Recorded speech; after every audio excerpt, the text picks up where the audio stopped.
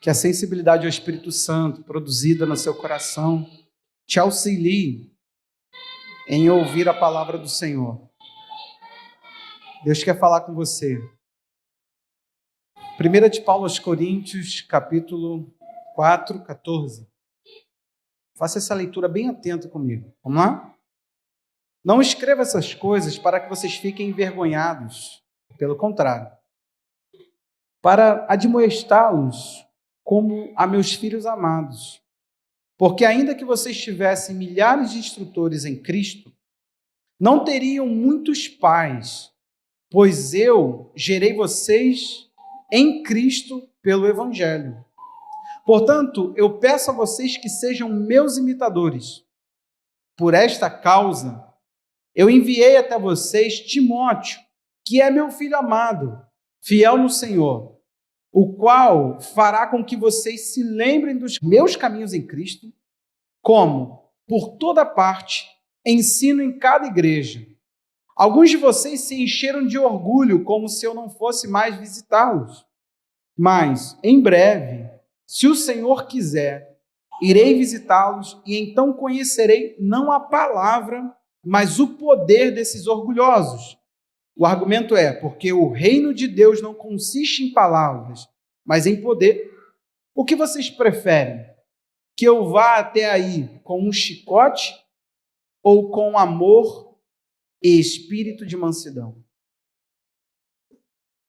Amém. Esse é o nosso texto. Mais uma vez, Espírito Santo, fala conosco. Ministra, Senhor, cada coração que está aberto, que está atento ao que o Senhor quer falar. Pai, encontre aqueles cujo interior, Senhor, estão abertos a ouvir a Tua voz.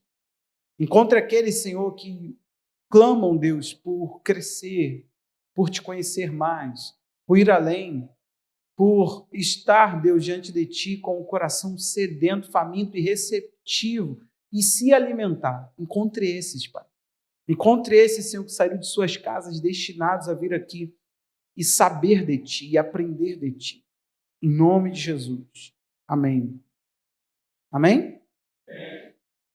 Esse texto que eu escolhi para que a gente iniciasse, ele nos fala do poder do reino de Deus. Estamos juntos? Então nós vamos falar sobre isso, o poder de Deus na evangelização. Eu quero começar hoje, não acredito que dê para a gente falar tudo o que é necessário, mas nós vamos falar a respeito desse tema, o poder de Deus na evangelização. E o que tem a ver esse tema com esse texto? O que esse texto traz para nós? Qual é a contribuição? Eu quero mostrar para você, basicamente, sobre o apóstolo Paulo, como ele se moveu no evangelismo, como ele se moveu estabelecendo uma igreja. E cá para nós, querido, durante o louvor, o Espírito Santo falava tanto comigo, assim, confirmando a palavra dessa noite. Então, fica sensível para você ouvir a voz de Deus. Literalmente, eu tenho sentido que há um start, há um botão que o Espírito Santo está apertando na igreja, que é o evangelismo. Mas não qualquer evangelismo. Não é mais encher um templo. É você falar do reino de Deus. É você levar às pessoas uma vida que Deus quer que elas vivam. É você apresentar à pessoa o estilo de vida de alguém que foi alcançado pelo poder de Deus. O que tem acontecido? Nós temos visto até pessoas fazerem evangelismo, levarem o reino de Deus, mas algumas se restringem ainda a não pregar uma transformação tão profunda. As pessoas pensam, olha, quem faz a obra é o Espírito Santo. Na verdade, isso é utilizado às vezes com o intuito de falar para a pessoa, você não mudou, você não crê em mudança, mas fique tranquilo, o processo vai fazer alguma coisa. Esse conselho, ele é recheado de problemas e vem acompanhado de uma pregação pouco ousada, que é o que nós vamos falar hoje. Apresentar o evangelho de uma forma ousada, você não pode fazer por mera argumentação, não pode ser da mente. Você não pode falar, olha, Deus faz, sem ter aqui uma certeza, uma convicção bem plantada dentro de você, de que não só Deus faz, como Ele pode. Tem pessoas que afirmam coisas sobre Deus e dentro delas elas sabem que elas não têm certeza, elas não têm uma convicção. Então elas não pregam às vezes, não é porque nem creem, é porque não creem. Não é nem porque elas têm preguiça, falta de tempo. A gente está abordando muito essa questão aqui de ter uma vida tão atarefada a ponto da gente não estar com a agenda do reino na nossa mão. De olhar para Deus e falar, Deus, eu não sou um desfrutante do evangelho, porque isso não existe. Eu sou um desfrutante e um propagador. É isso que nós temos aprendido. Então, o que a gente vai ver hoje? É interessante o texto que eu escolhi. E eu não sei se você está habituado aos Coríntios. Essa igreja, por ora profunda e ao mesmo tempo complicada, que vive em santidade, mas ao mesmo tempo tem gente nojenta dentro dela. É uma igreja estranha, é uma igreja ampla. 2 cartas são escritas para essa igreja, nenhuma outra igreja, a não ser os Tessalonicenses, claro, mas com tanto conteúdo, não. É aqui. Você acha uma longa carta, 1 aos Coríntios, como uma carta de Paulo enviando para sanar os problemas da igreja. A igreja envia para Paulo uma carta com questões. Paulo envia uma carta-resposta. A carta que você está lendo é uma carta-resposta. É uma carta que trouxe dos coríntios problemas e agora envia de Paulo as soluções, as respostas. Então, o que você está ouvindo aqui é Paulo estando por dentro da situação de como estava a igreja e então enviando uma resposta, algo que pudesse colaborar com a saúde da igreja. Estamos aí juntos? Então, o que acontece no texto que eu acabo de ler? O apóstolo Paulo está cobrando fortemente, desde lá do capítulo 1, desde o começo da carta, essa divisão que havia entre eles. Grupos específicos estavam abolindo o ministério de Paulo da igreja. Estavam dizendo para Paulo, aqui você não tem mais voz, aqui você não é mais necessário. Aliás, você é fraco no discurso, teu discurso é ruim, você é muito duro por carta, você escreve cartas duras. A gente vai ver isso na segunda carta, que eles começam a falar para Paulo que o discurso de Paulo era muito duro, tipo, você é marrento por carta, mas quando chega aqui, você não demonstra tanto profundidade no falar. Eles falavam isso de Paulo. O homem que escreveu os 13 dos 27 livros do Novo Testamento, Paulo escreve 13, é só esse. O cara que viu o céu por dentro, que viu a nova realidade por dentro, que Jesus apareceu para ele e falou, você é um apóstolo. Os outros viram Jesus enquanto vivo. Paulo viu Jesus depois glorificado. Mas tudo bem, é só Paulo, é um Paulo qualquer. O que eu quero começar apresentando para vocês? É interessante que algumas pessoas, elas manifestam um comportamento. Presta atenção comigo nesse texto e nessa frase que eu vou falar para vocês. Elas tendem a se opor à autoridade, mas não no sentido de simplesmente desobedecer, mas de não permitir que elas sejam cobradas em suas faltas. Deixa eu colocar isso um pouco mais simples. O que acontece com alguns tipos de pessoas? Elas fazem o seguinte, eu tenho que me opor à autoridade. Eu tenho que colocar uma trava naquele que é autoridade sobre mim. Mas não é no sentido, tipo assim, pastor, eu não quero te obedecer. É no sentido de falar para mim o seguinte, você não tem autoridade de me cobrar nas minhas faltas. Tem pessoas que mantêm um relacionamento, que não entram em discipulado, porque elas sabem que elas não podem vir para a luz, elas não podem se expor. A exposição geraria cobrança. E as pessoas não querem ser cobradas, elas querem ficar na sua vida pecando, falhando, faltando, mas não sendo cobradas em nenhum tipo de postura. Então, o que acontece com algum tipo de pessoa? Ela abole a autoridade, elas emitem ali um limite para a autoridade cruzar. Fala, até aqui você vai, daqui para lá você não vem. Então, tem pastores que se contentam com isso, mas uma igreja real e profunda e bíblica, ela nunca vai fazer esse trabalhinho de ficar aqui pregando para você sem entrar na sua vida para te discipular, sem entrar na tua vida para cobrar de você um modelo, para cobrar de você um estilo de vida, para falar para você que a transformação ainda existe.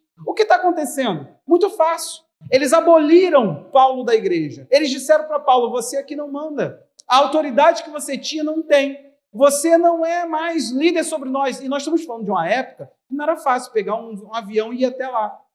Não era fácil. Tinha que ser dias e dias viajando de todo tipo de maneira para chegar até a igreja. Agora as notícias chegavam.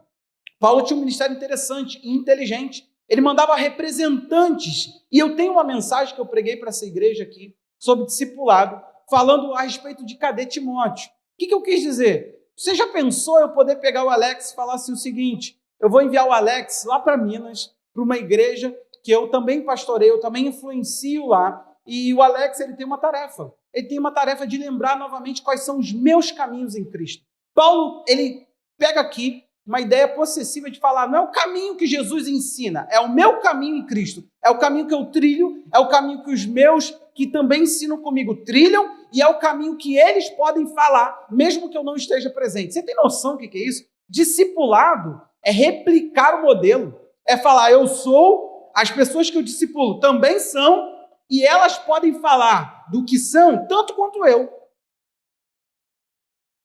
Paulo envia Timóteo falando, olha, ele vai lembrar vocês. Vocês se perderam. Vocês estão perdidos com o padrão de todas as igrejas. Você está comigo aí? Estou introduzindo para você entender o texto, para você entender o porquê. O que está acontecendo?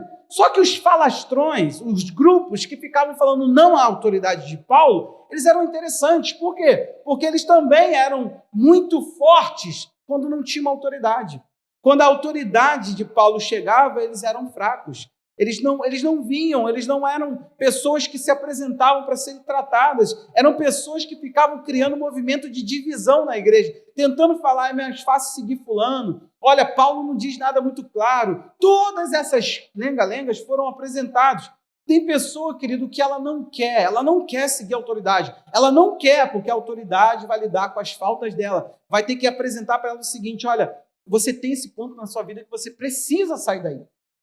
E a autoridade, quando você conduz ela para um lugar de isolamento, você está dizendo para ela, você não tem esse limite. Você não pode passar esse limite, você não tem como ter esse acesso à minha vida. Agora, o que está acontecendo? Paulo disse o seguinte, tá bom. Quando eu estiver aí, eu não quero ouvir o discurso do grupinho que me abole, que tenta repelir a minha autoridade. Eu quero ver a manifestação. A palavra poder aqui, manifesta, uma coisa visível, operante, viva. Ele está falando, eu não me importo com o que vocês falam. Eu quero ver a atividade. Ou seja, ele quer ver as obras. Ele quer ver o poder do evangelho operante. Ele falou, eu não me contento, que o reino de Deus não é discurso bonito. O reino de Deus é prática de transformação. É a pessoa que agregou o reino em sua vida, mudando. E as práticas dessa pessoa revelando a mudança. Então, eu não quero saber do discurso que vocês vão me apresentar, da desculpa que vocês irão me dar. Eu quero saber o seguinte, eu verei a obra do reino operante em vocês, eu verei o reino de Deus. Quando eu olhar para vocês, o reino de Deus estará visível para mim, estará acessível nas atitudes de vocês. Paulo faz esse discurso, meu irmão, e ele termina dizendo, o reino de Deus é poder. Agora, o que vocês preferem? Diante disso, Paulo disse, eu posso ir com um chicote, eu posso ir numa atividade mais confrontadora, ou eu posso ir com amor e espírito de mansidão. Já que vocês dizem que eu sou fraco, eu posso me manifestar de uma forma um pouco mais dura, mas vocês saibam que eu vou querer saber do seguinte, eu não quero o que vocês falam sobre o reino, eu quero o que vocês vivem do reino. O que isso tem a ver com o poder de Deus? Paulo está dizendo o seguinte, quem foi alcançado tem poder para manifestar o reino.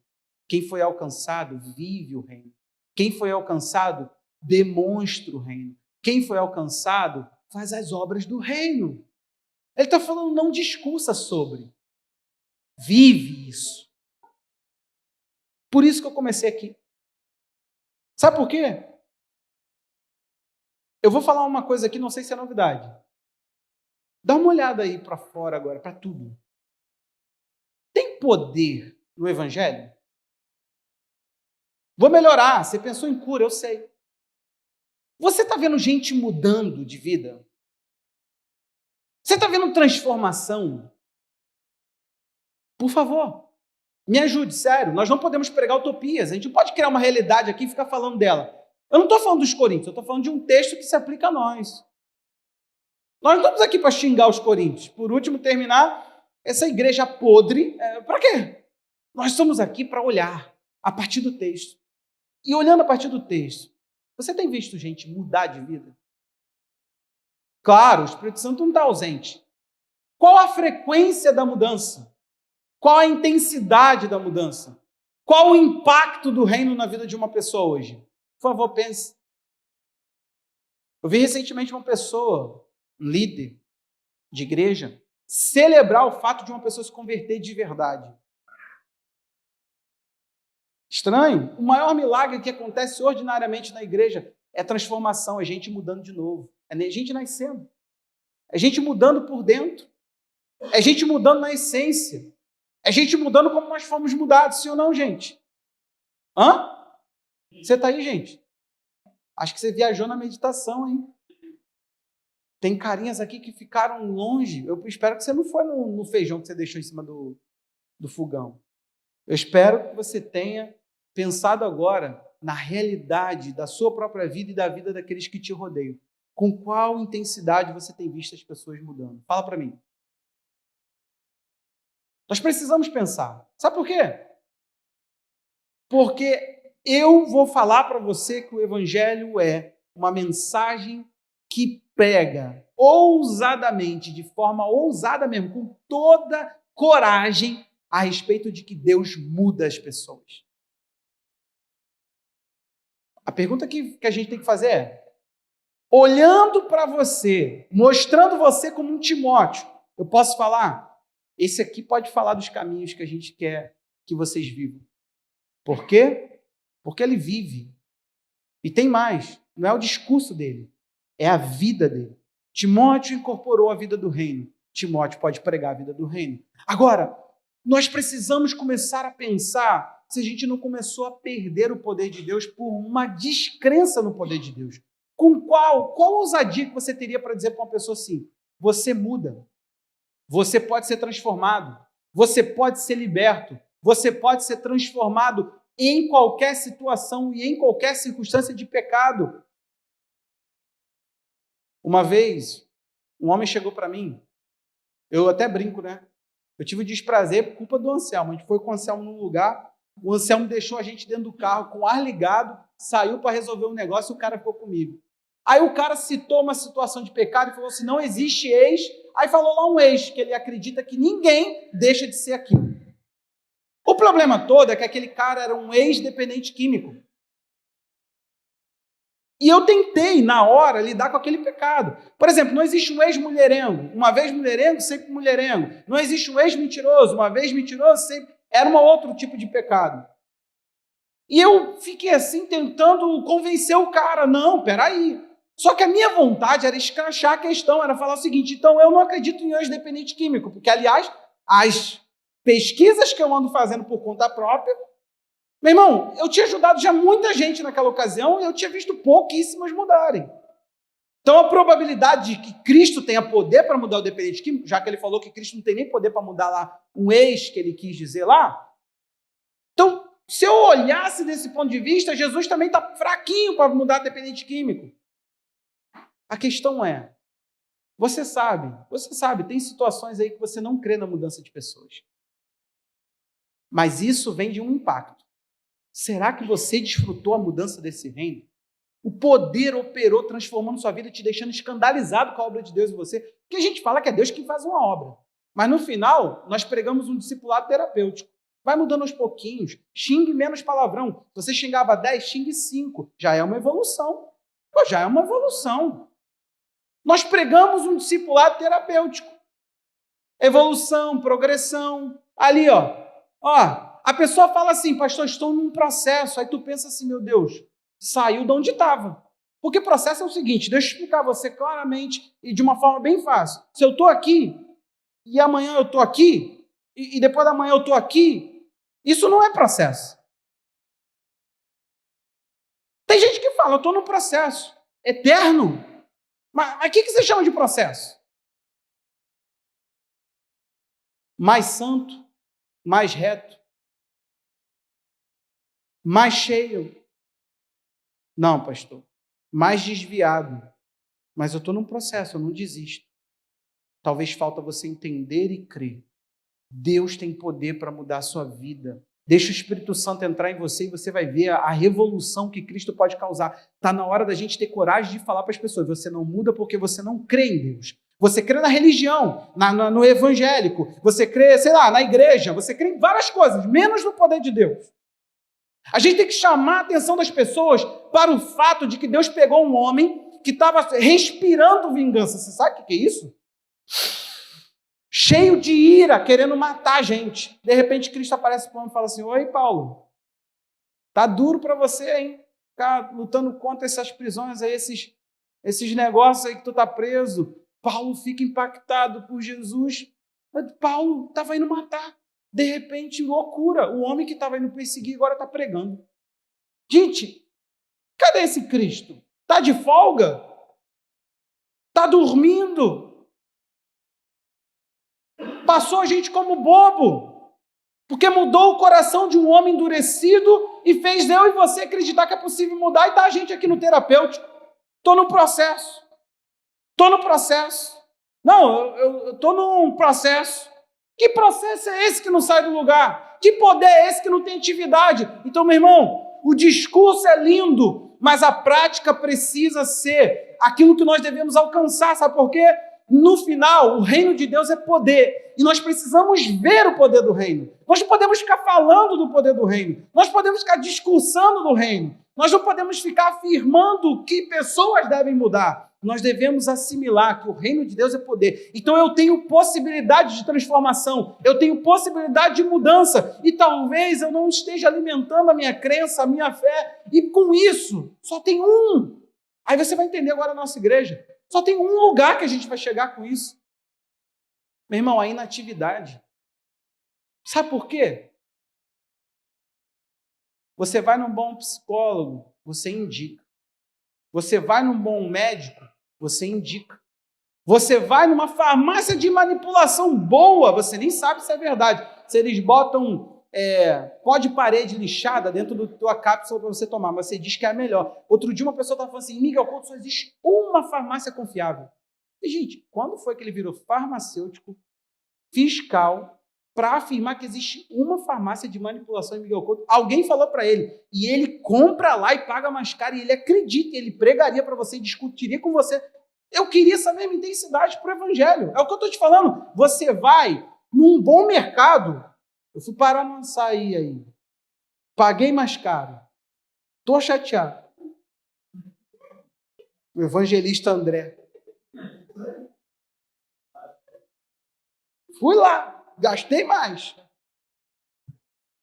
A pergunta que não quer calar é: você indica um bom mecânico? Dizem que mecânico não se indica, tá? Vai a dica. Porque geralmente ele é bom para você, irmão. Geralmente. Você indica um bom pedreiro. Você indica hospital.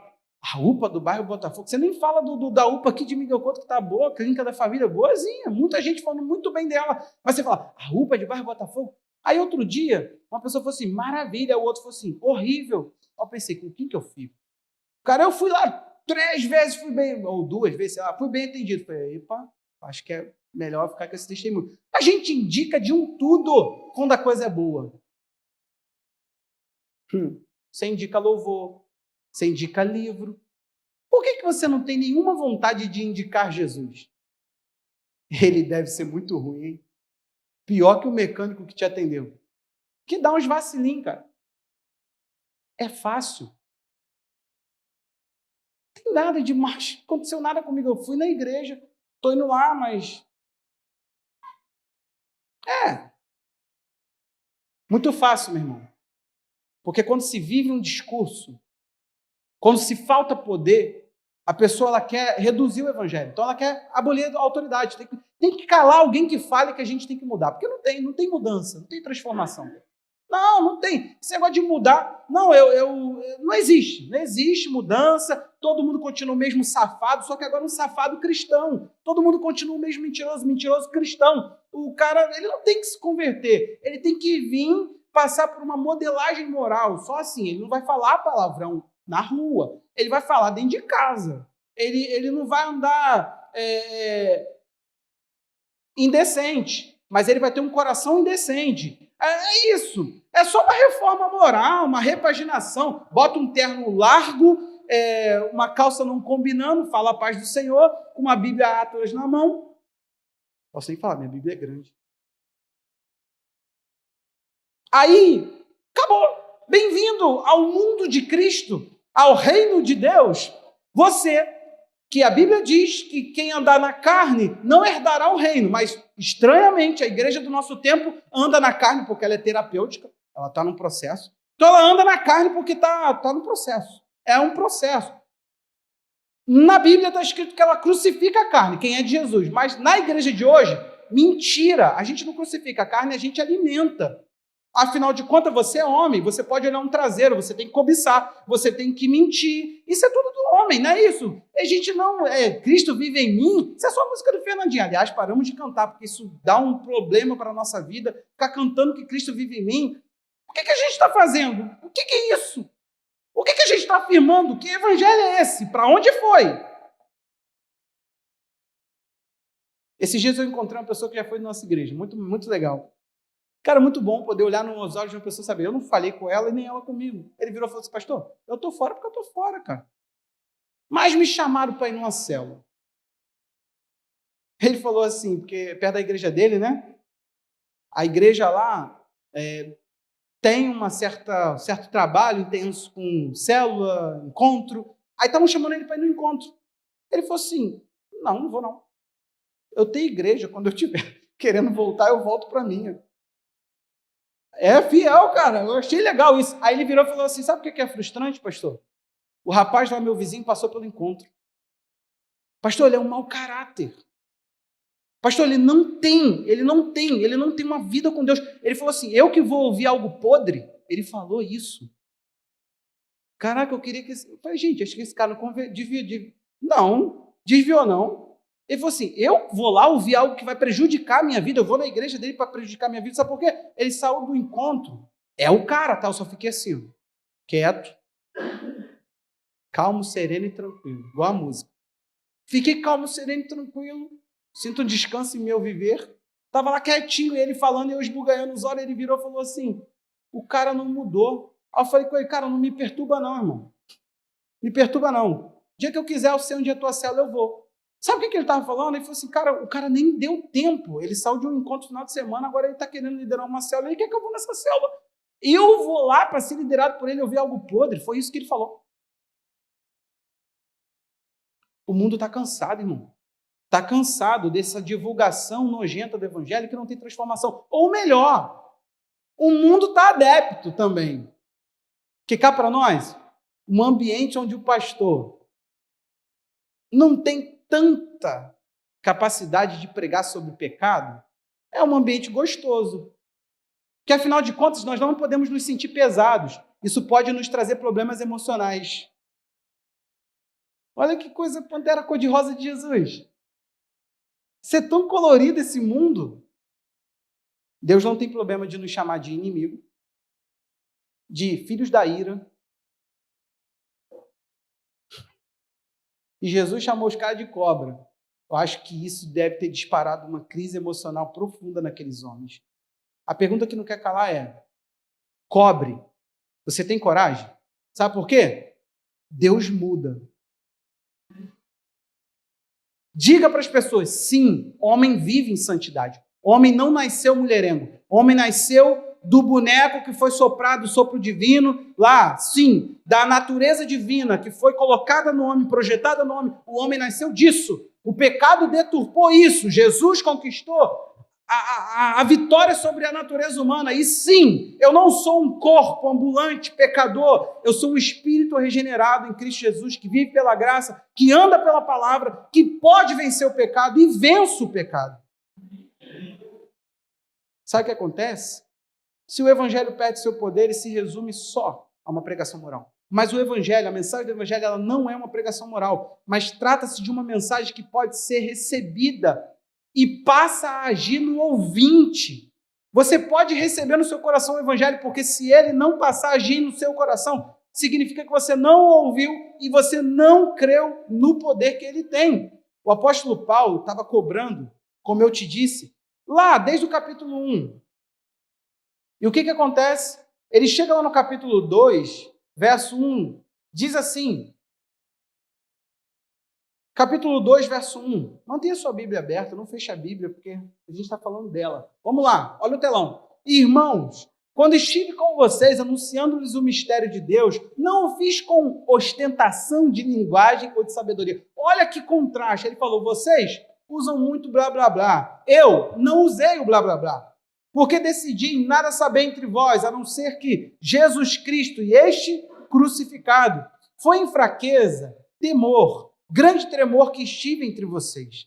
A minha palavra e a minha pregação não consistiram em linguagem persuasiva de sabedoria humana, mas em demonstração do Espírito e de poder, para que a fé que vocês têm não se apoiasse em sabedoria humana, mas no poder de Deus. Gente, argumentos, lógica, pensamentos, esse mundo para analisar o Evangelho, nada disso pode, nada disso é saudável ou necessário. Sabe por quê? Olha o que Paulo está dizendo. Eu não decidi vocês saberem nada.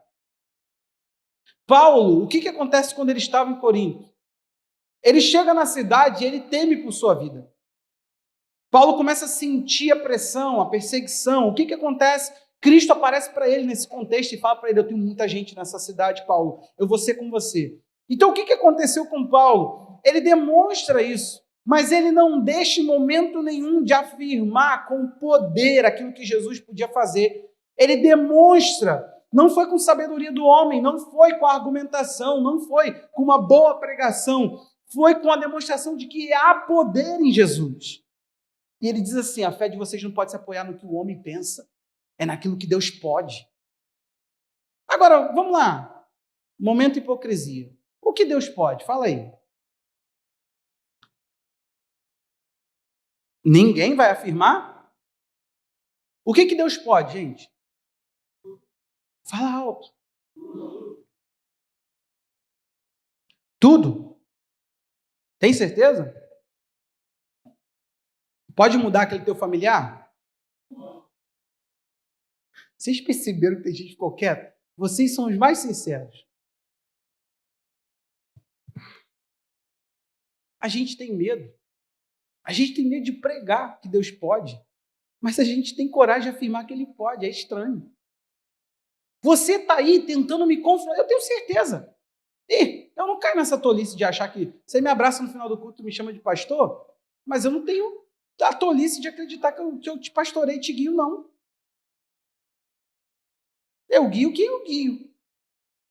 Você talvez está aí sentado procurando uma forma de combater o que eu estou falando, que você pode mudar. Estou mentindo? Não precisa... Essa coisa não tem como, né? Se a gente pudesse falar assim, quem está sentindo a negatividade do teu lado e pode levantar a mão? Aí sim. Porque ninguém vai falar, é isso mesmo, pastor. Eu não acredito que ninguém mudou. Beleza, irmão. Então, isso tudo é uma palhaçada. Essa Bíblia aí que a gente anda com ela na mão é um livrozinho de homens. Mas para mim não é. Vai ficar para você. Isso que divide quem é e quem não é. Isso que faz você não conseguir vencer o pecado. Porque o Espírito Santo, ele está presente na pregação. Ele não é uma coisa que fica fora quando o homem está falando, porque o homem sim é o poderoso. Não, o Espírito Santo é o poder operante na pregação. Então, uma vez que ele é o poder operante na pregação, quando a pregação é feita, há uma liberação de poder para se viver aquilo. Quando se prega, o Espírito Santo toma aquilo e fala, vou mudar você. A pergunta é, você crê? Você se apropria da palavra? Se apropria da realidade que foi pregada, ou você fica tentando confrontar, cá para nós, a tua sabedoria humana, você ainda não entendeu, não? Lê então o capítulo 1, ela foi reduzida a nada, ela foi reduzida a coisa nenhuma. Se você seguir lendo, ela não serve, ela confronta o Espírito, ela vai contrariamente de Deus, se você seguir lendo. O problema é que talvez nem o texto que você está tentando confrontar, você conheça. E quando eu digo conhecer, não é dizer, 1 Coríntios, 2 Coríntios, não, a verdade do texto. Porque também não vem lá. Eu não lembro o que leio. Não, eu estou dizendo do conceito. Você deve acreditar em alguma coisa. Ou você baseia a tua fé o quê? No ar. Nós baseamos a nossa fé sobre algum tipo de verdade. A nossa fé não pode se apoiar na sabedoria do homem, não pode se apoiar no que você pensa, no que você acha, no que você disse que é. Tem que se apoiar no que Deus pode. Agora, Deus pode tudo e você afirmou isso. A partir de agora, vem para um discipulado dizendo que você não vai mudar. Então é mentira que Deus pode tudo. Na sua vida é. Você não pode pregar isso. Você desconstruiria isso com as ações. Ou, se você é como eu, que acredita que Deus pode e muda a gente do avesso, faz um reboliço na nossa vida. Se você acredita ainda nisso, meu irmão, pregue, fale, afirme, traga as pessoas da condição de pecado que elas estiverem e fala para elas que elas vão mudar de vida. Você pensou em falsa esperança? E terapêutico, em nome de Jesus, seja liberto. Quem não pode é um terapeuta falar, você vai mudar. Você vai sair dessa na boca de alguém que só tem a sabedoria do homem, é só uma pessoa tentando te animar. Você pode sair dessa, é um homem de fé falando, afirmando o evangelho de Deus. Aí vamos a 2 Coríntios, capítulo 11. Olha o que vai acontecer com o apóstolo. Gente, que triste. Que triste. Eu não sei você, mas se pudesse, os mortos não voltam, Paulo está morto. Mas eu queria ouvir Paulo pregando. 2 Coríntios 11, o que vai acontecer? Gente, olha o que eles falavam de Paulo. Lembra, Paulo escreve a primeira, falando duro. Paulo escreve a segunda, para falar do que eles pensaram, e chegou para ele agora a dureza. Eles pediram instrução. Paulo foi tudo que podia ser como um pai em Cristo. Mandou Timóteo. Agora, ele tem que escrever uma carta para dizer, eu fui duro sim. Você está comigo, irmão? Eu fui duro sim. Mas olha o que ele diz aí no capítulo 4. Vamos lá? Só para você entender. Capítulo 11, verso 4. Só para você entender, ele está falando de outros que pregam Jesus por outros motivos, falsos apóstolos. Olha o texto. Pois, se vem alguém que prega outro Jesus, diferente daquele que nós pregamos, ou se vocês aceitam um espírito diferente daqueles que já receberam, ou um evangelho diferente do que já aceitaram, vocês toleram isso muito bem. O que ele está dizendo? Casa com a fome de vocês quando alguém vem e fala o falso evangelho. 5. Porque suponho em nada ter sido inferior a esses super apóstolos. Eu gosto muito disso. Cadê a ética disso, gente? Cadê? Paulo, tem que ser ético. A igreja de hoje não te toleraria. Isso é zombaria, Paulo. Olha o 6. E embora seja fraco no falar, ele está usando a frase deles. Paulo vai repetir isso aqui muito, falando, eu sou fraco. Vocês chamarem de fraco, eu sou fraco. Tudo bem, eu sou fraco, eu afirmo. Mas vocês são fortes porque eu fiz o que eu fiz em Cristo por vocês. Paulo começa a falar, posso ser fraco para vocês. Mas em Cristo eu liberei poder que fez vocês se tornarem fortes. Então, o fraco aqui manifestou a vida de Deus em vocês. Embora eu seja fraco no falar, não sou no conhecimento. Em tudo e por todos os modos tenho manifestado isso a vocês. Meu Deus. O que acontece? O apóstolo vai sofrer perseguição dessa igreja, gente. Esse grupo vai se levantar e vai começar a tentar abolir Paulo daquela igreja com a sua autoridade. Olha agora o capítulo 13 de 2 Coríntios, capítulo 13, verso 1 a 4. Isso aqui é lindo demais, porque olha que profundidade do que ele vai falar. Esta é a terceira vez que eu vou visitá-los. Por boca de 2 ou 3 testemunhas, toda a questão será decidida. Ele vai falar, eu vou querer saber quem falou. Eu vou querer lembrá-los as palavras deles. E eu vou pedir conta do que eles têm feito com o evangelho. Ele não está indo, gente, para envergonhar. Não, ele já falou. Não era a intenção de envergonhar com as coisas que ele fala. É discipular. 2. Já o disse anteriormente e digo de novo, como fiz quando estive presente pela segunda vez. Mas, agora, estando ausente, digo aos que no passado pecaram e a todos os demais que se eu for uma terceira vez, não os pouparei. Tu acredita que os caras não mudaram? Vamos lá. Foi a primeira, foi criticado. Foi a segunda, parece que as coisas se resolvem um pouquinho. Mas aí, de novo, ele diz, eu não vou poupar vocês não. Está na hora da gente bater um papo. Está na hora da gente ir para o pessoal. Está na hora de você se manifestar. Eu vou aí, eu posso te discipular, eu posso ajudar você, você se esconde. Quando eu saio daí, você se manifesta. Corajoso. 3. Olha agora o que eles pediam. Gente, Olha o que eles pediam. Lê o texto.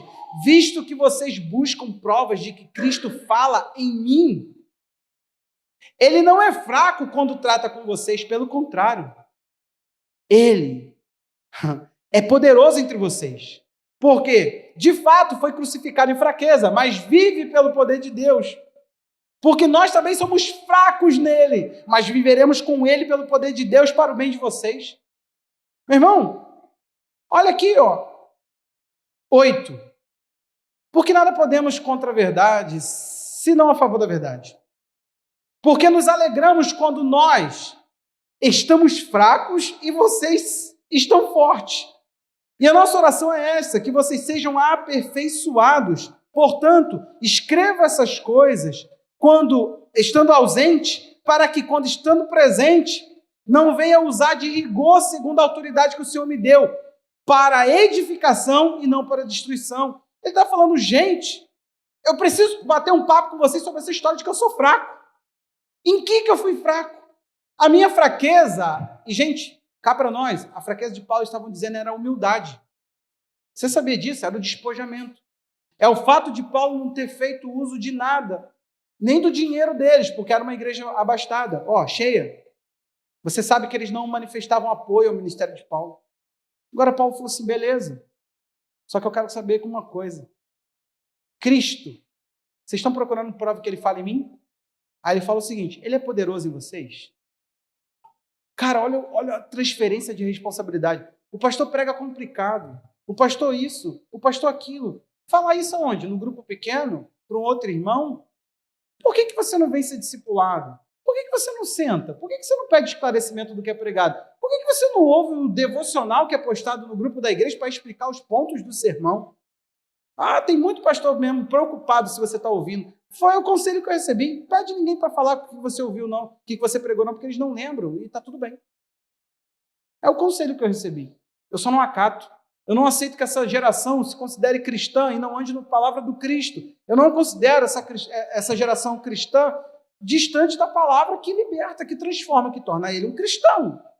Então a pergunta que não quer calar é, se a gente estivesse diante da situação aqui, onde nós estamos sendo acusados, você teria ainda assim a coragem de falar, o evangelho continua libertando, curando, transformando pessoas?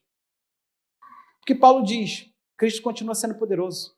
Aliás, ele foi crucificado em fraqueza. Sabe o que ele está falando? A obra que Cristo fez, ele teve que assumir fraqueza, que era sua, para te dar força. A obra que eu estou fazendo, eu tive que ser fraco. Gente, eles acusam Paulo. Que miséria é essa que esse homem passa? Que perseguição é essa? Que dificuldade é? Lembra que Paulo tem que falar, eu fiz isso tudo. Mas eu carrego em meu corpo a morrer de Jesus. Você diz que carrega o morrer de Jesus? Deixa eu te falar. Paulo está falando, Jesus só pesou para mim. Ele está tudo bem. Contando que ele se manifeste com a vida dele sobre mim. Aqui ele está falando, eu me ponho para que ele fale em mim. Então, meu irmão, pelo amor de Deus, preste atenção aqui. Isso não é algo místico, não é Jesus tomando o corpo de Paulo. Nós estamos afirmando o seguinte, quando a verdade está na boca, quando a verdade ela não é contrariada, quando a verdade se apropriam dela e pregam ela, Jesus está falando. É o que o texto está nos dizendo. Então, a mensagem do Evangelho não é uma questão moral, é poderosa. Não é para moralizar as pessoas, é para transformar as pessoas, a passagir no ouvinte. Uma outra questão, você crê de fato no poder da pregação? Você acha que proclamar muda a vida das pessoas, hein? Romanos capítulo 1, Paulo, mesmo apóstolo, ele fala algo interessante para nós. 1,14. É um texto bastante comprometedor para a mentalidade atual. Por quê? Olha o que o texto diz. Romanos 1,14. O apóstolo Paulo está introduzindo a sua mensagem aos romanos, porque ele não tinha participação no evangelho daquela igreja. Só que ele queria também participar.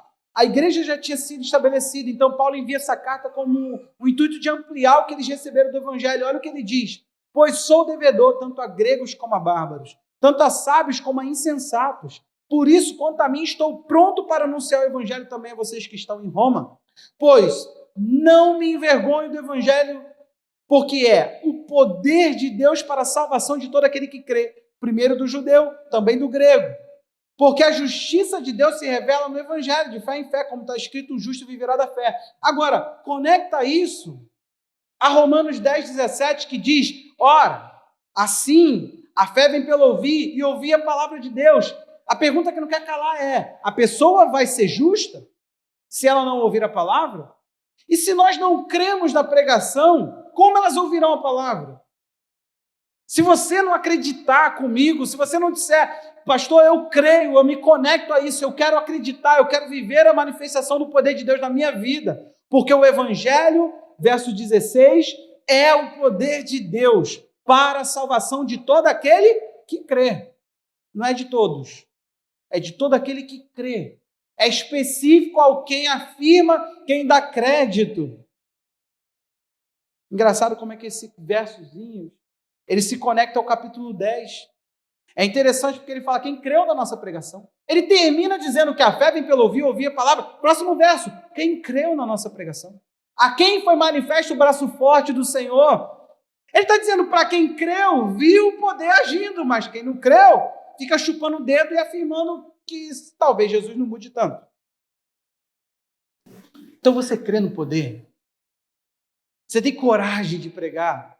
Você tem coragem de se afirmar cristão, de dizer, eu em Cristo, eu através de Cristo, eu mudo, eu tenho outra vida, e eu vou falar isso às pessoas, eu vou afirmar para elas, eu vou mostrar para elas, tem como, é sim, Jesus ainda faz sim, não foi, não é dessa forma, é transformador, você tem coragem de bater o pé e falar, não, o evangelho é o poder de Deus, para a mudança de quem quer que seja, e eu vou acreditar na mudança dos piores, aos seus olhos.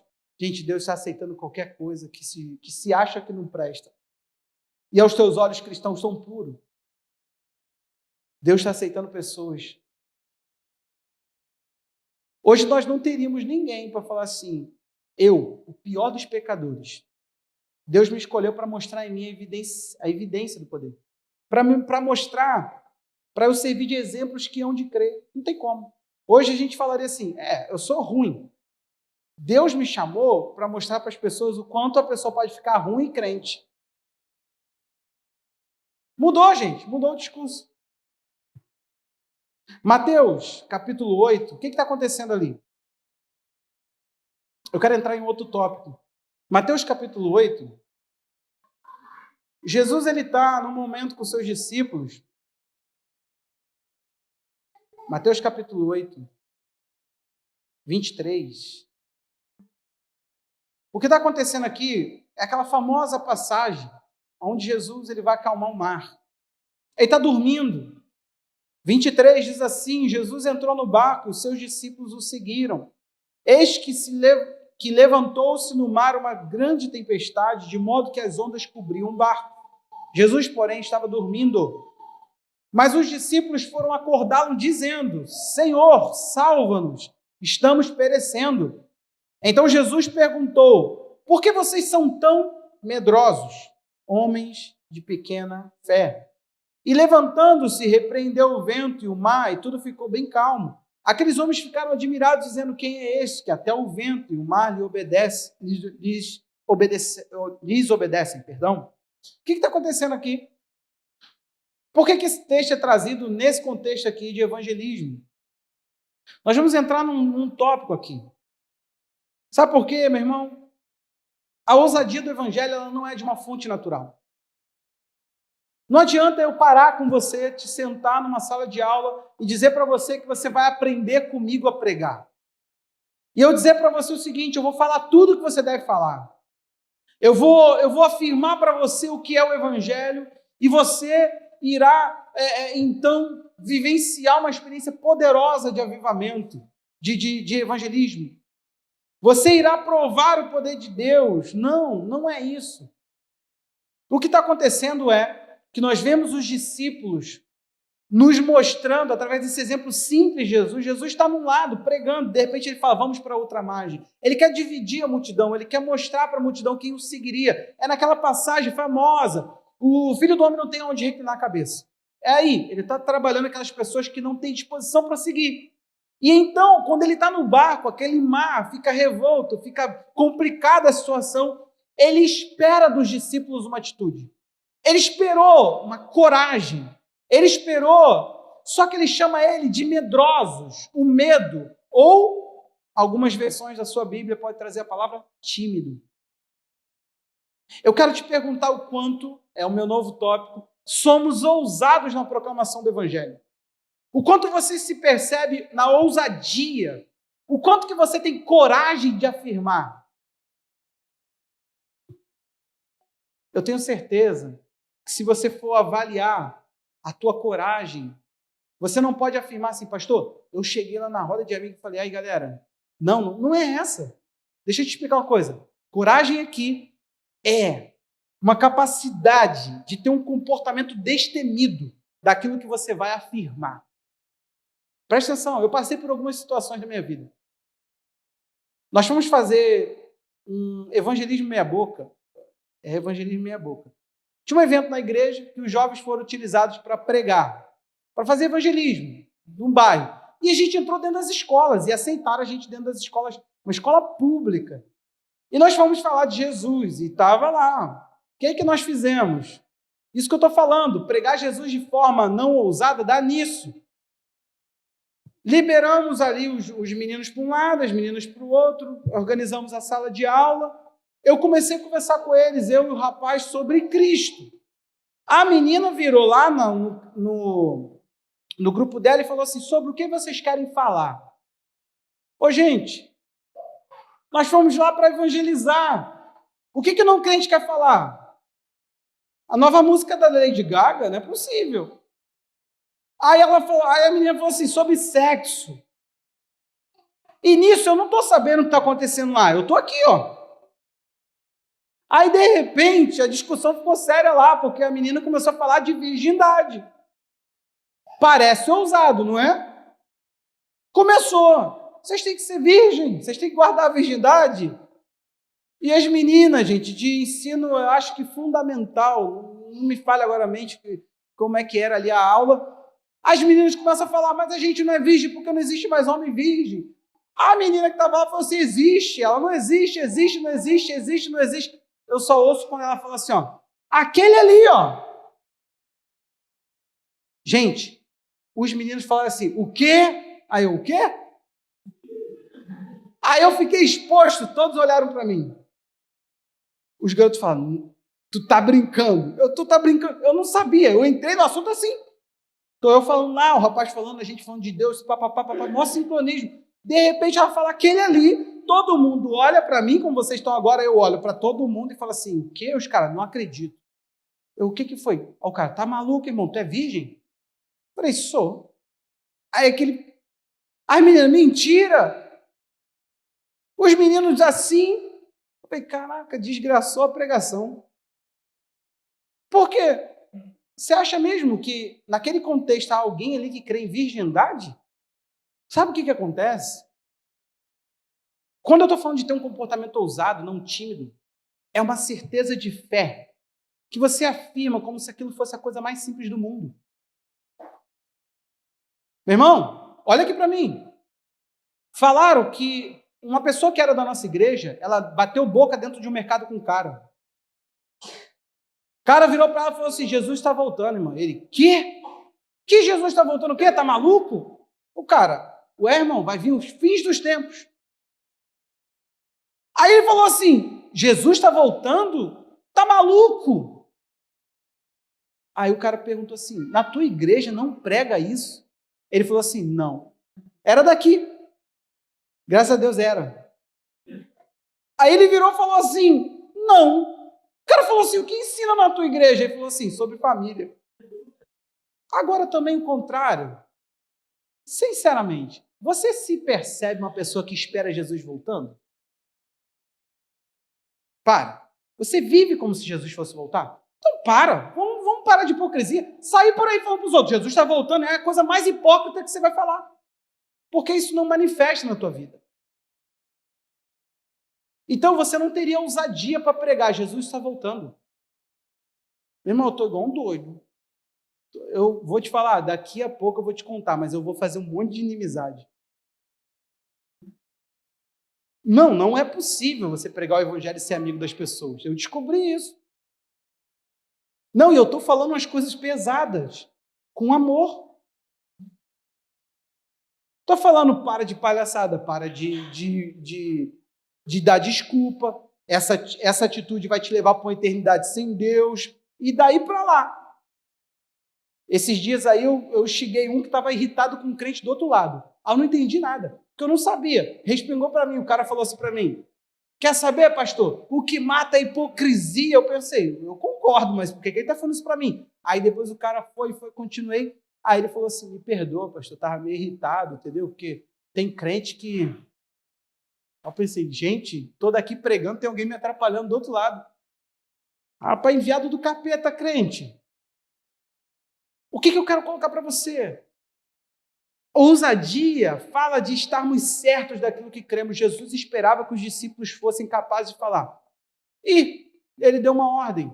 Eu vou mandar o mar vai ter que parar. Jesus esperava, ele chama eles de tímidos. Chama eles de medrosos.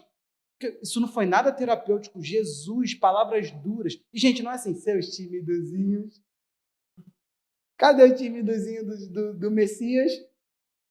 Isso aqui é repreensão, gente. Isso aqui é duro. É a mesma coisa que teu pai falar assim, seu frouxo, tá com medo do escuro? Vai lá no quintal. É a mesma coisa do André, apagou a luz da casa, fala para um dos filhos dele, não, pai, tô com medo. Deixa de ser frouxo. A Carla fala, André, não fala assim com os meninos. É assim. Só para você entender o tom. Sabe por quê? A gente está ouvindo como se fossem timidozinhos do Jesus. Comitiva apostólica mais linda do meu coração. Não, ele está falando, vocês são medrosos. Vocês não têm fé, não? Está falando, por quê? Cadê a atitude? Cadê a reação diante da situação? Cadê a convicção? Cadê a certeza? Cadê o se levantar contra aquilo? Então, ousadia é a certeza daquilo que cremos. É afirmar como se aquilo fosse a coisa mais simples. Como se dissesse, esse templo é quadrado. Assim como a gente afirma, ele está vindo. Mas não uma afirmação falada, uma afirmação vivida. Ei, ele muda as famílias, muda ou não muda? Muda ou não muda? A começar de qual? Isso. A começar da... Teus filhos vão ouvir o evangelho, não vão? Rede de jovem? Também. Mas a fonte primária... Eu não entendi. Lá em casa. Gostei. Certeza. O Espírito Santo batiza? Os pentecostais que me ajudem, gente. Os batistas venceram aí. Brincadeira. Depende do que se entende por batismo. Mas o Espírito Santo batiza ainda hoje, enche as pessoas do poder? Ou a gente agora é tão inteligente que nem precisa dele para o serviço? Ele ainda faz, gente? Ele ainda usa a sua vida? Ele ainda te leva a pregar com poder? Ainda é em demonstração do Espírito de poder? As pessoas precisam ter confiança de que o que elas estão ouvindo é real, gente. É real, querido. Deixa eu te mostrar uma coisa sobre Paulo. Lembra que falam que ele era fraco no falar? Você sabe qual é a resposta dele? Olha que coisa estranha. Vê se o pastor está pregando na inteligência dele ou é só a Bíblia falando. Segundo aos Coríntios, lembra? Chamou ele de fraco, né? Olha o que Paulo vai falar. Dentro do tópico que a gente está falando sobre ousadia. 2 Coríntios 3,12. Olha aí. 2 Coríntios 3,12 diz assim: tendo, pois, tal esperança, agimos com muita ousadia. E não somos como Moisés, que punha um véu sobre o rosto para que os filhos de Israel não pudessem fixar os olhos no fim daquilo que estava desaparecendo. Você sabe o que ele está falando? Ele está falando assim, uma vez, ouve igreja, deixa isso chegar no teu coração agora. Uma vez que o ministério é o do Espírito Santo, e é um ministério de poder, é um ministério que transforma, que é de maior glória, que é de vida, que é de justiça. Isso tudo está no texto, tá? Não é o pastor que está afirmando, não. É tudo texto. Eu poderia passar aqui agora como bom pregador da oratória, mas não, é só o texto falando. Literalmente, você aqui na frente, se afirmasse o texto, afirmar tudo que eu estou afirmando, entendeu agora? Então, tudo que sair Tudo que isso aí que eu acabei de reafirmar. Aí ele vira e fala assim, eu tenho, pois, tal esperança, por isso que eu tenho uma ousadia para falar. E detalhe, ele vira, pega o maior vulto do Antigo Testamento, ele pega o cara que é, até hoje, o principal da fé judaica e fala assim, eu não sou como Moisés. Imagina o cara que escreveu essa carta, gente. Porque Paulo ditava as cartas, a maioria delas. Lembra da saudação com o próprio punho? Muitas delas ele afirmou. Ele escreveu lá a letra dele para o pessoal falar, sabe que é Paulo, né? É isso. Imagina o cara falar assim, parou. Vou botar isso? O cara pensou, Paulo, tu não vai falar isso. Moisés, Paulo. Detalhe, quando tu lê o Antigo Testamento, tu nem sente tanta maldade. Ele saía, botava o véu. A Bíblia diz isso. Paulo disse assim, isso é uma atitude frouxa. Ele não queria que o pessoal estivesse vendo que o que ele estava vivendo passava. Ele está falando, a nossa glória não desvanece, a nossa glória aumenta. Cara, verso 18. Pelo amor de Deus, bota o texto aí agora. E todos nós com o rosto descoberto, não pode esconder o rosto, tem que mostrar. Ele diz, contemplando a glória do Senhor, somos transformados de glória em glória, na sua própria imagem, como pelo Senhor, que é o Espírito. Ele está falando, a glória que vem para nós, ela não passa o brilhinho, ela transforma. Olha o que Paulo... Gente, você não tem noção do tom de Paulo aqui. Se você não lê conforme o tom, você vai ler meio frouxo, mas Paulo está rasgando o verbo e está falando, eu creio em mudança, eu creio num Deus que transforma, eu não sou como Moisés. O ministério dele era passageiro, o ministério dele era da morte, o ministério dele era temporário, o que se produzia era momentâneo, o nosso não, é transformador. Se não é mentira que eu estou falando, Paulo falou que agia com muita ousadia pela esperança que tinha, ele deve continuar nesse assunto na segunda carta aos Coríntios, você não acha? Um assunto tão sério, estão chamando ele de fraco, não falar. Então vamos para 2 Coríntios agora 4, o próximo capítulo. Olha o verso 13. Olha o que ele vai dizer. Gente, é muito interessante isso aqui. Tendo, porém, o mesmo espírito de fé, como está escrito, criei, por isso falei, também nós cremos e por isso falamos. Próximo. Ele diz, sabendo que aquele que ressuscitou Jesus também nos ressuscitará com Jesus e nos apresentará juntamente com ele. Ele está falando, espírito de fé. Sabe o que é isso? Ele está falando, eu sou tomado pela mensagem que eu afirmo. Eu tenho ela dentro de mim. Tem um espírito aqui dentro certo do que eu estou falando. E por isso eu falo. Eu creio, por isso falei. Ele toma um salmo, meu irmão. Ele toma a palavra para dizer, é isso que está agindo em mim. Eu creio, por isso que eu afirmo. E ele diz, sabendo que aquele que ressuscitou Jesus também nos ressuscitará. Ele está falando, eu sei o que ele vai fazer e vai nos apresentar com ele. Ele está falando, eu vou, eu sei, a obra ficará pronta. Um dia nós seremos ressuscitados com Cristo e seremos apresentados com Cristo, transformados em Cristo. Eu não vou entrar nem no próximo tópico, porque senão a gente vai passar o horário. Nós não temos tempo. Na semana que vem eu volto afirmando o que eu vou afirmar agora. Nós precisamos de um comportamento destemido, meu irmão. Mas não é sobre base de qualquer tipo de fonte. Você não precisa sair por aí falando que Jesus é Senhor, Jesus liberta, Jesus Cristo voltará, sem crítica, sem crítica. Você não precisa disso. Se você não crê nisso, você não precisa disso. Nem faz isso, você está fazendo besteira. Está fazendo coisa desnecessária. Sair por aí pregando, falando que Jesus muda. Uma das coisas mais doídas foi quando eu ouvi uma pessoa, um líder, dizendo que se eu tomasse uma postura tal, não eu, a pregação, estava falando para todos, até o casamento iria mudar. O cara foi parar na terceira esposa. Gente, é igual alguém falar para você, toma dipirona que cura o câncer. E ele morrer de câncer, tomando dipirona. Você está comigo aí, irmão? Como é que a gente vai pregar nessa atitude?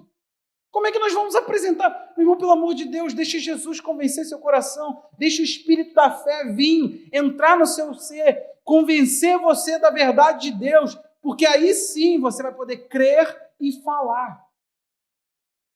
Falar sem crer é a coisa mais vazia. Eu não posso, gente, por causa do discurso da pregação, afirmar que Jesus faz, que Jesus é. Eu não posso isso. Eu tenho que me convencer de que ele é. Eu tenho que viver como ele é. Se eu falo que ele liberta, eu tenho que viver como liberto. Sabe o que é mais frustrante? Vou terminar como semana passada. Isso não tem nada a ver com vocês. Você se diz cristão. Então você afirma que a sua crença te apropriou daquilo que Jesus fez na cruz. Você já vivencia essa mudança, essa transformação. Isso aqui não tem nada a ver com você. Termino como eu terminei semana passada. Não era nem para você ficar bravo comigo, porque isso aqui, se você não vive isso aqui, tu não vive o evangelho. Olha que gravidade. O que eu quero para você, meu irmão? Por favor, observa o que foi dito. As pessoas precisam da manifestação do reino de Deus na sua vida. A ousadia, você vai ouvir ainda o resto do sermão, mas não é uma atitude sua de escrachar, de levantar a voz e de ir lá pregar. Não é. Cá para nós não é. Você vai entender de quem é uma obra de ousadia. Você vai entender através da atitude. Eu vou te mostrar na palavra. Mas por hoje, você precisa do espírito da fé. Você precisa se apropriar do que você diz crer e então pregar. Agora, se você não crê, cá para nós, começa a se preocupar. Você é cristão em Jesus, que fala assim, pastor, eu não criei mudança mais. Você crê em quê, irmão? Deixa eu te explicar o que você faz. O fato do sacrifício de Jesus não ter sido nada para você, não ter feito efeito sobre sua vida, reduz Jesus a um tolo. É duro, mas é real. É isso. É como se você falasse assim, morreu à toa. A minha vida permanece a mesma. Eu não consigo vencer o pecado. Valeu, Jesus, mas o Senhor fez uma obra de tolo. Eu não te pedi para isso. Em mim isso não faz efeito nenhum. É como se você falasse assim, é a atitude mais vazia da história. A cruz de Cristo. Talvez você pense, já me fizeram essa pergunta, pastor, aos Coríntios, Paulo só pregou, ele ficou lá, esqueci agora o tempo, ele só pregou sobre Cristo e esse crucificado. Poder de Deus, que ele chama de poder de Deus isso. É. O pessoal falou, mas mais nada? Oh, mas o que precisa mais? Sério, para você viver com Deus intensamente, para que você precisa de outra mensagem? 5 passos do devocional bem feito? Gente, uma pessoa apaixonada por Jesus, ela parte para dentro e fala, Jesus, o Senhor está aí? Estou aqui. Quero tanto saber a tua palavra. Quero tanto te conhecer. Ela jejua. Ela começa a falar, o que mais eu posso fazer? Falaram o que era para... Se falar, eu faço. Já comentei com vocês a atitude tola que a gente tomou. Quando jovem, a gente falou, lemos lá no Salmo que suba a minha oração a ti como um incenso. Acendemos o incenso e fomos orar. Gente, não faz isso por vários fatores. Você não precisa de incenso. Aquele negócio não é bem cheiroso assim como você acha. A gente acendeu do cheiroso. E demora muito para terminar, e a gente fez uma promessa a Deus que a gente ia orar. Enquanto aquele negócio não parasse de subir, a gente não pararia de orar junto. Então, meu irmão, qual a coisa que demora a passar é incenso? E o incenso da Bíblia não é aquilo ali.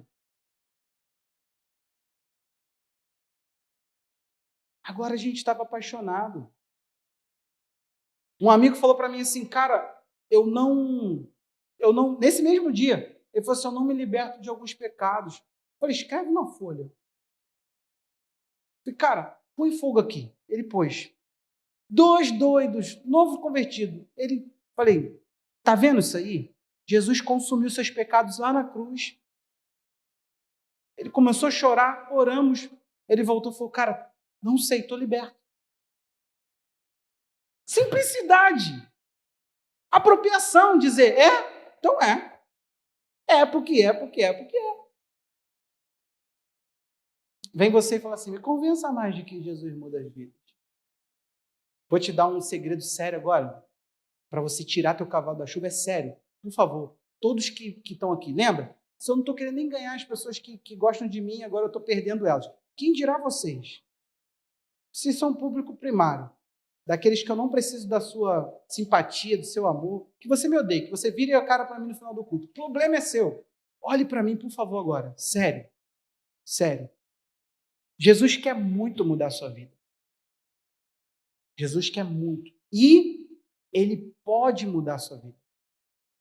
E Ele vai mudar a sua vida. E, por completo, Ele vai mudar a sua vida. Você só não vai viver isso se você não crer. A resposta está, se você não se apropria do que é dito, você não mudará, gente. Não há mudança para quem não se apropria do que Jesus fez, do que Jesus falou. A nossa fé, ela sobrevive dentro de um princípio, do feito. Não do será, do está feito. Jesus não vai para a cruz quando você diz aceitar Jesus. Jesus já foi. O que você faz é falar, ele assumiu o meu lugar. Ele morreu a minha morte. Eu estou liberto disso tudo porque ele fez, ele pagou. Eu estou liberto do pecado porque eu não sou mais escravo. Se eu for escravo do pecado, eu sou servo de alguém e não é de Jesus. Então, por favor, sai desse lugar, meu irmão. Sai daqui hoje, decidido a mudar de vida, decidido por uma vida com Jesus. Pastor, o que eu faço? Simplicidade. Se tiver que botar teu papel nos teus pecados num papel e tacar fogo para você ver o que Jesus fez, faça. Pastor, é isso, é aquilo, meu irmão, dá o nome que tu quiser. Eu só não preciso mais da tua complexidade, de muita explicação. E cá para nós, preste atenção, todas as vezes que pediram de Jesus explicação para crer, ele não deu. Que sinais você manifesta para dizer que vai quebrar o templo em 3 dias e vai reconstruir? É isso aí. Vou morrer, vou ressuscitar. Não, que sinais você faz aí para a gente acreditar em você? Ele falou, não, de Jonas. Vou estar, igual Jonas esteve na baleia, eu vou estar na terra e vou levantar. Ele nunca falou. Pediu para Jesus, me prova que o Senhor me ama. Ele vai falar assim, não. Já está dito. Gente, Jesus não se prova. Se provou, não foi Deus. Pastor, prova sim. E os sinais? Você já viu os sinais praticados, não? Aquilo ali apontava para Jesus como Messias. Você não viu tudo. Não se fará ouvir a sua voz nas praças. Você sabe o que significa isso? Ele não vai chegar no público e falar, eu sou, aqui, cheguei, Messias. Então, por favor, meu irmão. Pastor, eu estou precisando ser provado. Eu preciso ver para crer. Provavelmente tu não vai ter experiência de Tomé. Eu sei que ficou terapêutica essa mensagem. Se for preciso, Jesus deixa você botar o dedinho no buraco da mão dele. Mas deixa eu te informar aqui uma coisa. Tomé precisou, tocou, né? Só que Jesus informou a Tomé assim, feliz é quem não precisa disso. Então ele está falando o seguinte, vai chegar um dia em que as pessoas não vão ver, elas vão precisar crer. Então cá para nós, pastor, eu sou ateu, eu sou isso, eu sou à toa, eu sou incrédulo, eu sou difícil.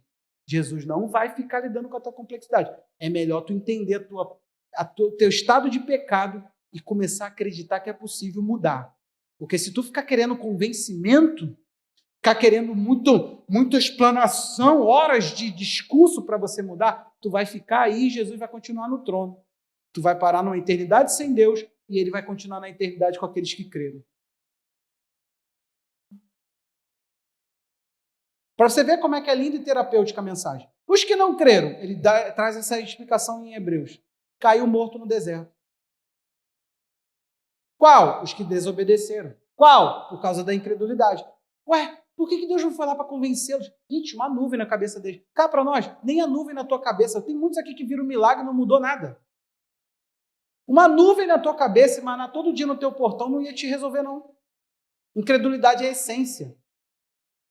Hebreus começa esse texto lá no 3:12.